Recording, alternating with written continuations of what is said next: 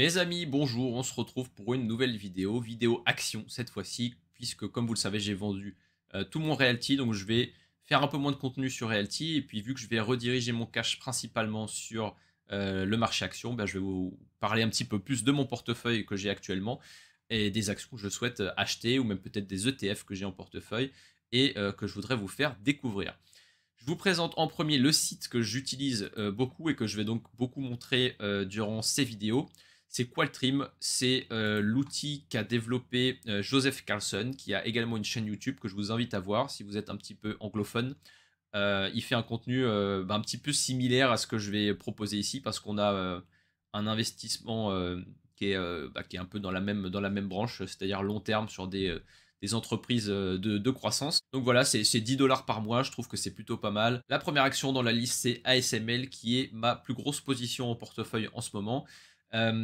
Qu'est-ce que fait ASML? Déjà, pour commencer, ils font des machines absolument gigantesques et extrêmement chères de lithographie qui vont permettre de faire des microprocesseurs. Donc, qui vont être utilisés après par Apple, Nvidia, toutes ces compagnies qui font de l'électronique, en fait, ont besoin de ASML. On parle aussi de l'automobile, de tout, les téléphones portables. C'est vraiment absolument partout. Et c'est évidemment en croissance avec l'IA. C'est en croissance aussi avec tout ce qui est automatisation, robotisation. Donc c'est en proie à une croissance assez énorme. Je crois qu'on parle de 20 à 30% par an sur les 5 ou 10 prochaines années pour le marché des microprocesseurs euh, au global. Donc ici, on est sur ASML. Ça a été converti en dollars, mais en fait, moi je l'ai en euros, hein. Donc on est à 595 euros en ce moment. On voit que c'est extrêmement cyclique. Donc on a des pics très très forts et puis ensuite on va avoir une période d'accalmie pendant un an ou deux. Ensuite ça va être le pic et là on est un petit peu dans le creux en ce moment. Donc est-ce qu'on serait pas dans le creux de la vague avant la remontée? C'est possible ou pas. Le souci c'est qu'on a des risques qui sont géopolitiques, donc qui sont vraiment un peu hors de contrôle du business, qui pèsent très fortement sur le business. On a évidemment les tarifs de Trump aussi avec les semi-conducteurs qui est un marché clé que Trump veut ramener la production aux États-Unis. Donc c'est un petit peu délicat tout ça. On a évidemment le cas de Taïwan également. Donc ça c'est pour les risques, mais on voit qu'en fait c'est pas vraiment l'entreprise en elle-même, c'est tout ce qu'il y a autour, c'est tout l'écosystème géopolitique qui est autour qui cause problème et qui pèse très très très très fort sur le cours, mais pas vraiment sur le business parce qu'on voit. Donc ici je suis en trimestriel sur 12 mois, lissé sur 12 mois, on voit que les revenus, voilà, peu importe ce qui se passe géopolitiquement, on est en croissance.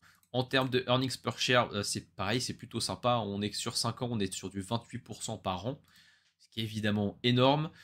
On verse un dividende. On a également des buybacks de shares qui sont monstrueux, qui sont énormes. Et dernièrement, ils ont justement fait beaucoup, beaucoup de rachats d'actions. Probablement parce que l'action est pas très chère en ce moment, donc voilà, l'entreprise considère que ses actions sont pas chères, donc ils en profitent pour acheter, ce qui est un très bon signe. Et puis surtout, ça permet de redonner du capital aux shareholders, à vous, si vous détenez des actions. En termes de dépenses, on voit que c'est plutôt stagnant, hein.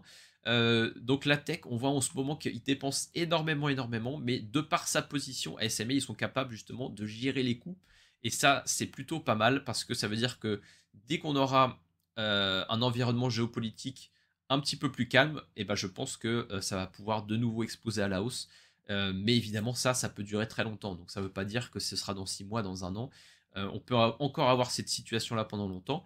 Mais c'est pas très grave. Pendant ce temps-là, qu'est-ce qu'ils font? Ils rachètent des actions, ils versent des dividendes, et puis on a un business qui est toujours exceptionnel. Donc, point fort, ils ont une place de monopole complètement sur le marché. Ils sont les seuls à pouvoir faire ce qu'ils font. On a une croissance qui est énorme. Ils prévoient d'ici à 2030 des revenus entre 44 et 60 milliards d'euros. On est aujourd'hui à 32 milliards, donc on a encore une belle marge à la hausse. Euh, et puis voilà, en fait, la demande qui est là, qui supporte tout ça, elle est facile à comprendre. Donc je dis pas que le business est facile à comprendre, mais la demande, elle est facile à comprendre. Vous avez tous un smartphone, une tablette, une voiture avec plein d'électronique dedans. Pour tout ça, on a besoin d'ASML. C'est les seuls qui sont là capables de ça. Alors on a aussi le danger, et si la Chine arrive à faire pareil, etc. Euh, j'ai lu pas mal de contenu là-dessus, pas mal d'études, des vidéos, des reportages. La Chine est très loin de tout ça, est très loin de maîtriser aussi bien le process qu'ASML. Vraiment, ils sont loin, loin, loin devant encore. Je dis pas que c'est impossible, mais c'est pas pour demain. Donc, pour moi, c'est pas l'inquiétude des 5 prochaines années. C'est pas la Chine qui va faire, qui va devenir leader à la place d'ASML. Pour moi, c'est pas du tout possible. On est encore loin de tout ça. Évidemment, ça peut être un risque peut-être à 10, 15, 20 ans, mais pour le moment, c'est pas ce qui nous concerne le plus. Maintenant, en termes de valuation, donc c'est là où je vous parlais de l'outil dans Qualtrim qui permet de faire ça très rapidement, qui est vraiment très utile. Avant, je faisais ça sur un Excel, c'était chiant, c'était long. Maintenant, je fais ça là-dessus, c'est vraiment superbe. Donc, on va prendre un scénario. Ici, on est sur les earnings per share. Donc, on va prendre la croissance des earnings per share qu'on attend. Moi, je suis toujours très conservateur, donc je vais dire qu'on va être sur du 15%, même si on a vu qu'on était plutôt sur du 27-28, je crois. Vous voyez que le dernier est même de 45, mais bon, c'est anecdotique. On va prendre 15%, et puis en termes de PI, ben, on va prendre 25, qui est plutôt faible hein, en ce moment, et on voit qu'on est déjà sur du 15% annualisé. Donc ça, c'est le retour que vous aurez sur 5 ans si on a ce scénario. Donc c'est s'ils grossissent leur earnings per share de 15% par an et qu'ils ont un PI de 25, en investissant au prix du jour, donc à 600 euros, à 595 euros, vous avez 15% par an de rendement. Ce qui est énorme et c'est ce que je recherche. Donc ça c'est mon scénario. J'ai une position à 600 euros justement parce que voilà, c'est mon prix. Je vais évidemment renforcer si on tombe vers les 520, voilà, entre 500 et 520, c'est là où je cherche à me renforcer. J'enverrai tout mon dernier cash en euros là-dessus. Et ensuite, j'attendrai. Voilà, c'est une position long terme. Donc j'ai déjà une belle position dessus. Donc si ça remonte et que je renforce pas, c'est pas très grave parce que j'ai déjà une position qui est, on va dire, à 80-90% faite. Si on va un petit peu plus bas, j'ai de quoi renforcer. Donc voilà, si on prend un scénario un peu plus optimiste avec un PI à 30 et des earnings per share à 20, on est quasiment à 25% de retour par an sur 5 ans. Ce qui est monstrueux. Donc pour moi, c'est vraiment l'action avec très peu de risques. On a une marge de sécurité qui est énorme. Sur du moyen long terme, je pense qu'on est très très bien. Bien sûr, c'est pas un conseil en investissement, c'est à vous de voir, à vous de décider, à vous de faire votre étude, mais voilà, avec une petite étude que je vous présente brièvement, on a quand même une marge de sécurité qui est assez importante. Notre deuxième action, ça va être Google. Et oui, Google, pareil, on en parlait énormément sur YouTube parce que bah, elle est à un prix assez attractif en ce moment. Et c'est Google, quoi. C'est Google, c'est extrêmement diversifié, c'est encore en croissance. Le marché la boude un petit peu parce qu'ils ont quand même des risques qui sont à considérer, à savoir l'antitrust aux États-Unis. Donc là, il y a le Department of Justice qui a attaqué Google en disant voilà, vous êtes un monopole. Google Chrome, ça a été fait en fait pour faire un entonnoir vers votre business de recherche. Et ça, c'est pas trop apprécié. Donc, il y a un juge qui a dit nous, on va vous forcer à vendre Chrome. Évidemment, tout ça, ça prend du temps. Donc, on n'est pas encore sorti de cette affaire. Le pire scénario, c'est qu'ils doivent vendre Chrome. Je pense que même dans le pire scénario, c'est pas la mort, quoi. C'est pas la fin de Google. Le marché va probablement pas apprécier, mais ce sera, je pense, une opportunité pour rentrer. Parce que tout le monde parle du search qui est en danger, qui va perdre des parts de marché face à l'IA. Pour le moment, ça ne se voit pas du tout. Donc, qu'est-ce qu'on voit en ce moment? C'est ChatGPT qui a une croissance folle, mais dans le même temps, Google continue à croître son business de search comme si de rien n'était, sans changement, rien du tout. Donc c'est plutôt bon signe. Pour le moment, ce que tout le monde attendait n'est pas là, ça n'arrive pas. Le search continue de ramener énormément d'argent à Google. Et puis ils ont pris le pli de l'IA aussi, c'est pas comme s'ils faisaient rien. Maintenant, quand vous faites une recherche, vous avez l'option Google IA et vous avez ce petit résumé dans le haut, un petit bandeau qui vous donne le résumé un peu comme ChatGPT. Donc, pour moi, les utilisateurs vont quand même continuer à utiliser Google, et puis Google, c'est plus que ça. Donc, je vais vous remettre aussi par segment. Donc, si on retire Google Search, vous voyez qu'on a encore une croissance bah, qui est dingue, quoi, qui est énorme. YouTube aussi, je suis très bullish sur YouTube. YouTube a une croissance à 2 chiffres également. Faut savoir qu'ils font mieux que Netflix en termes d'heures de visionnage. Ils sont devant Netflix, ils ont une croissance supérieure à Netflix. Donc YouTube en business tout seul déjà, c'est probablement un business qui vaut 500, 600 milliards facile. Donc voilà, c'est pas rien quoi. Ensuite, on a Google Network, on a le cloud qui vient de tout casser encore. Donc si on se met que le cloud, on a eu une croissance énorme une fois de plus. C'est mieux que Amazon, AWS que Amazon, c'est mieux que Azure. Euh, en termes de croissance, hein, je parle. Donc, pour moi, il n'y a pas que le search, et en plus, il n'est même pas en danger, quoi. Le search, pour le moment, est toujours là, et bien là. Je parlais de diversification, on a Waymo également, donc là, vous avez le nombre de rides, donc le nombre de voyages payants par semaine, et on est à 250 000 voyages payants par Waymo, donc dans les 4 ou 5 villes aux États-Unis qui ont ce service, et ça marche extrêmement bien. C'est un peu plus cher que un Uber classique, mais les gens reviennent dessus. Donc les gens ont une expérience très positive avec et reviennent, continuent à utiliser le service encore plus, et cette différence de prix les gêne pas du tout. Donc c'est plutôt bon signe. Et puis surtout en termes de sécurité, ce qui faisait peur au début, bah Waymo, il n'y a pas encore eu vraiment de graves accidents, comme on a pu voir avec Tesla sur la conduite, comment dire, automatisée, où là on a des cas peut-être un peu plus inquiétants. Donc Tesla qui également a commencé le service, mais à beaucoup plus petite échelle. On verra ce que ça donne. Je pense qu'on va avoir plus d'infos là dans les 6 mois qui viennent. On a Zoox aussi qui est pas pareil, mais pour Amazon. Là, on n'a pas trop d'infos parce que c'est très in-house. Ils ne donnent pas beaucoup de communication dessus. Donc peut-être qu'un jour ça va sortir et tout fracasser aussi, on ne sait pas. Mais en fait, Google s'en fout de Waymo. Ça crame du pognon, c'est un investissement, mais c'est un pari sur l'avenir. Si demain Waymo disparaît, ça change absolument rien à la vie de Google. Mais pour moi, en fait, il n'y a que de l'upside, quoi. C'est que du bon. C'est que si ça marche, ça peut devenir un très très gros business également. Donc c'est à prendre en considération dans la diversification que Google a en ce moment. Autre chose très intéressante, c'est les marges du cloud. On voit que depuis le Q1 2023, ils sont positifs dessus, donc ils gagnent de l'argent sur le cloud, ça grossit en plus, mais surtout les marges maintenant explosent. On est à plus de 20% de marge sur le cloud, et à 20%, ils ont même encore de la marge au-dessus. Donc c'est un business qui va ramener de plus en plus de cash à Google. Maintenant, rapidement, en termes de redistribution, on a un petit dividende qui est là depuis cette année, 80 centimes, 81 centimes, 82 centimes. La croissance n'est pas folle, mais en soi, Google, on n'est pas vraiment là pour le dividende. Je crois que le yield est très faible, hein. Voilà, c'est 0,43% de yield.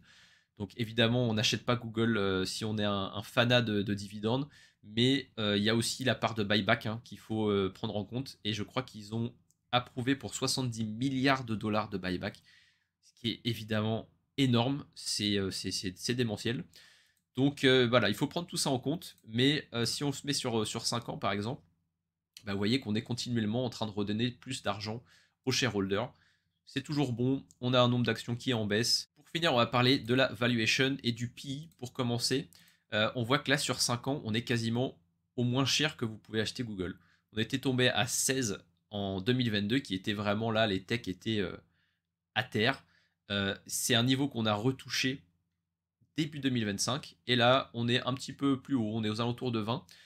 Mais en forward PE, on est à 19. Donc, ce qui est encore très faible pour une tech qui en plus est en croissance. Donc maintenant, en termes de DCF, on va faire un scénario qui est vraiment, on va dire, un peu le pire scénario pour Google.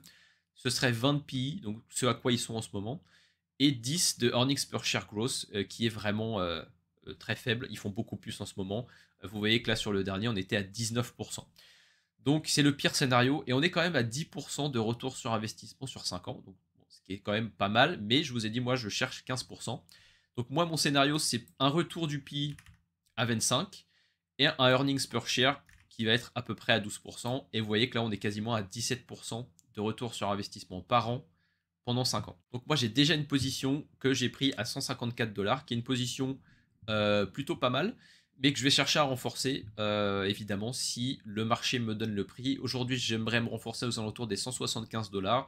On est aujourd'hui à 190, 189, 190. Évidemment, une fois de plus, c'est pas un conseil d'investissement, mais vous voyez qu'on a une marge de sécurité qui est quand même intéressante. Même si on a un scénario pas très optimiste, on se retrouve quand même à avoir 10-15% de rendement sur 5 ans par an, plutôt pas mal. La troisième et dernière action, eh ben, ce n'est rien d'autre que Amazon. Amazon, leader évidemment e-commerce, elle est très à part par rapport aux deux autres parce que l'utilisation des cash flows de Amazon est particulier. Ils dépensent énormément, ils redonnent rien aux shareholders, donc on n'est pas du tout dans une configuration Google ou ASML, c'est vraiment très à part. Ils misent constamment sur le futur.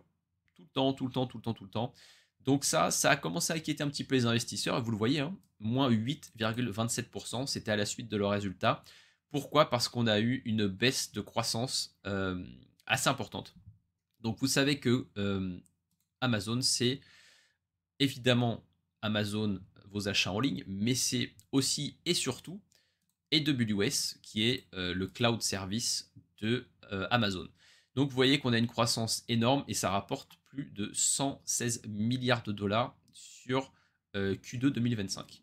Donc ça, c'est sur les derniers résultats. Mais la croissance, on a pris un petit coup et ça a inquiété le marché instantanément, quoi, parce qu'on voit des croissances sur le cloud Google, sur le cloud Microsoft qui sont beaucoup plus impressionnantes que Amazon. Et vous voyez qu'en fait, on est constamment en train d'avoir une croissance en chute libre.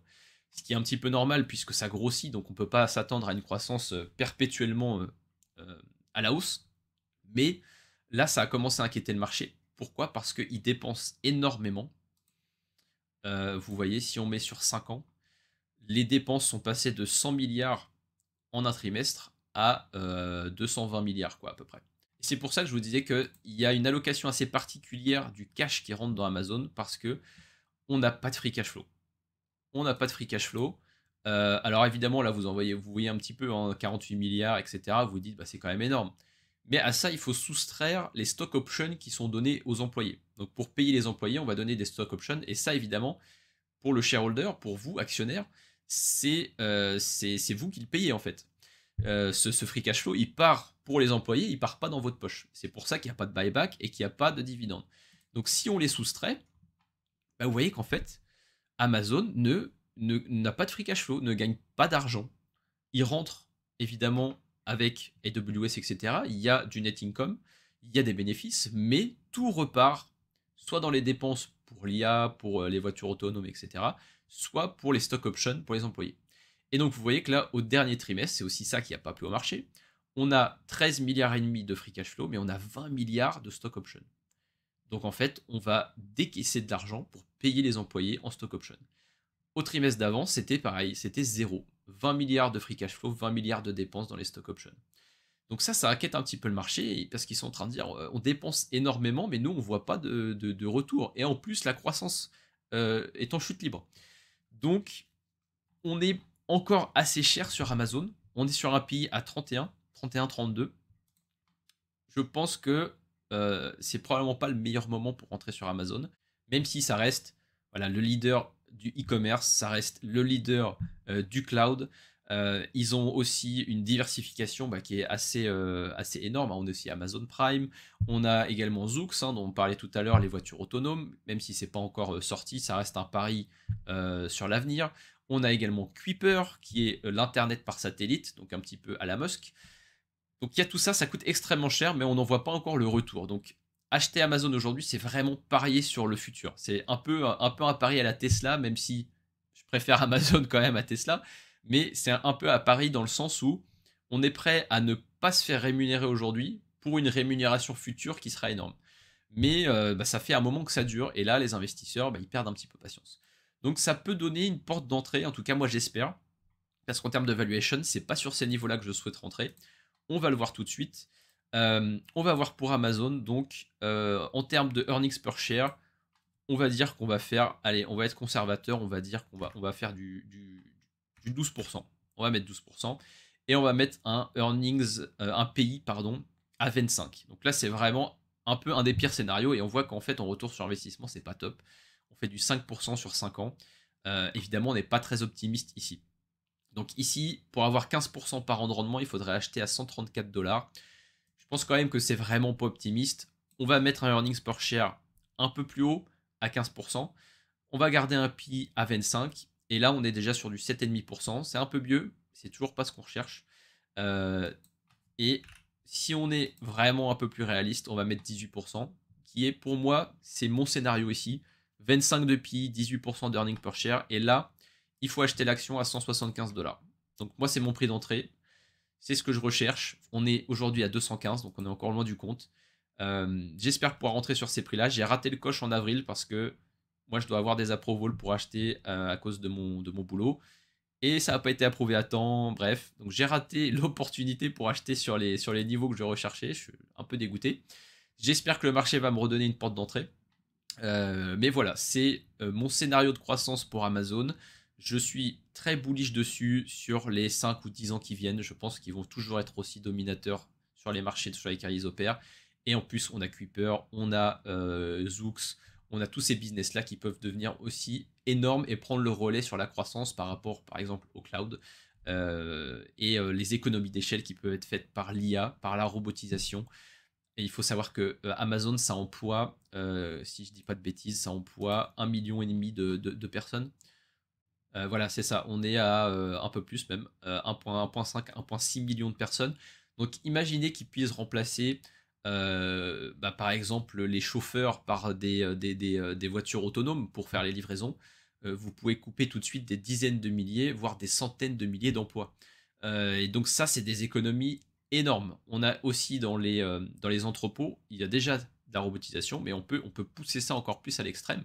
Et là, on passe peut-être d'1,5 million à 1 million d'employés. Donc la grosse dépense pour eux, c'est ça. On voit qu'en fait, si on arrive à pousser les marges un petit peu plus, tout de suite, on dégage des cash flows qui sont énormes parce que les revenus, c'est 700 milliards. Donc ne serait-ce que 2% de marge en plus, c'est 14 milliards tout de suite en plus dans la poche. Donc on est à une échelle en fait qui est juste dingue. Et puis après, on peut aussi imaginer qu'ils vont commencer à redistribuer un petit peu le cash. Donc on peut imaginer peut-être un dividende ou des rachats d'actions qui viennent dans le futur. Mais pour le moment, c'est pas le cas. Donc j'ai toujours pas de position. J'espère rentrer dans les mois qui viennent. Mais sinon, c'est pas grave, on sera patient. Hein. C'est la devise de la chaîne. Je ne sais pas si vous avez vu, mais c'est analyser, investir, patienter. Là, pour le moment, on est sur le patienter. On a analysé, on n'a pas pu investir, mais on patiente. Et quand il y aura l'opportunité, il ne faudra pas hésiter et on rentrera au prix donné. Pour moi, c'est 175 $. Et donc, on va attendre sagement. Voilà pour la vidéo du jour. J'espère que ça vous aura plu. C'était mon top 3 actions. Donc, je vais faire plus de vidéos comme ça. J'ai une autre vidéo en préparation sur plus une étude de cas sur une action en particulier qui est moins connue, que vous connaissez même peut-être pas du tout parce qu'ils sont principalement en Asie. Je suis très très très bullish dessus et je vais faire un petit peu une étude de cas. Donc c'est un style de vidéo que je vais faire de plus en plus, mais dites-moi si vous avez d'autres idées de contenu que vous voulez voir sur la chaîne. N'hésitez pas à laisser vos commentaires juste en dessous et puis me proposer aussi peut-être votre top 3 actions ou l'évaluation sur lesquelles vous pensez à rentrer sur les actions qu'on vient de présenter. Et sinon on se retrouve très bientôt pour une nouvelle vidéo.